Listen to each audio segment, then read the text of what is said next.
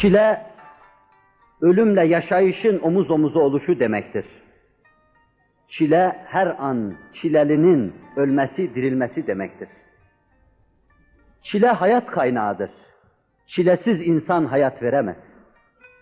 Tarihteki bütün karışıklıklar, milletlerin kaderindeki bütün zikzaklar ve bütün maküs talihlerin doğuşu çilesiz neslin eliyle olmuştur. Saadet asrını karıştıranlar dahi çilesizlerdir. Sahabi çile çekmişti. İçine çile çekmemişler karışınca saadet asrının simasını değiştirdi. Onu toza boyadılar. Bakışlar bulandı. Hakikatler başka şekilde görülmeye başladı. Adeta inkisar kanunu karşısında kırık olmayan şeyler kırık olarak göründüğü gibi müstakim, hattı müstakim gibi hakikatler de onların ihtiraslı nazarlarında, çilesiz nazarlarında kırık görünmeye başladı.